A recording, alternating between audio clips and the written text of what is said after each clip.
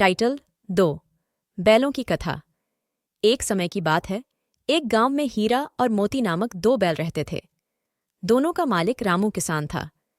रामू उन्हें बहुत प्यार करता था और वे भी अपने मालिक के प्रति बहुत वफादार थे। हीरा और मोती न केवल देखने में सुंदर थे, बल्कि मेहनती भी थे। रामू के पास एक बड़ा खेत था जिसमें वह खेती करता था।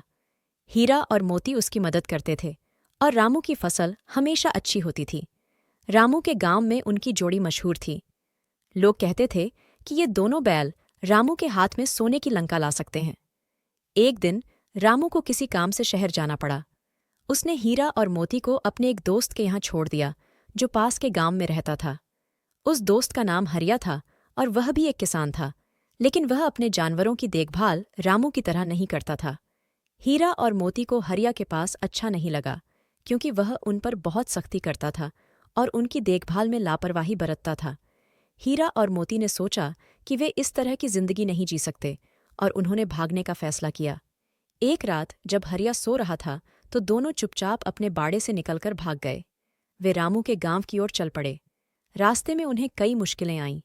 एक नदी पार करते समय पानी का बहाव तेज था, लेकिन दोनों ने हिम्मत नहीं हारी और मिलकर नदी पार कर ली।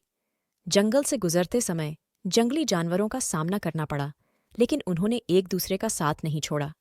चलते चलते वे थक गए थे, लेकिन अपने गांव की याद और रामू के प्यार ने उन्हें आगे बढ़ने की ताकत दी। अंततः कई दिनों की यात्रा के बाद हीरा और मोती अपने गांव पहुंच गए। जब रामू ने उन्हें देखा तो उसकी आंखों में खुशी के आंसू आ गए। उसने दोनों को गले लगाया और उनकी बहादुरी की तारीफ की। रामू ने वादा किया कि वह उन्हें कभी किसी और के पास नहीं छोड़ेगा। इस कहानी से हमें यह सीख मिलती है कि सच्चा प्रेम और वफादारी कभी हार नहीं मानते। हीरा और मोती ने यह साबित कर दिया कि मुश्किलों का सामना करते हुए भी अगर मन में सच्चाई और दृढ़ संकल्प हो तो हम किसी भी लक्ष्य को प्राप्त कर सकते हैं।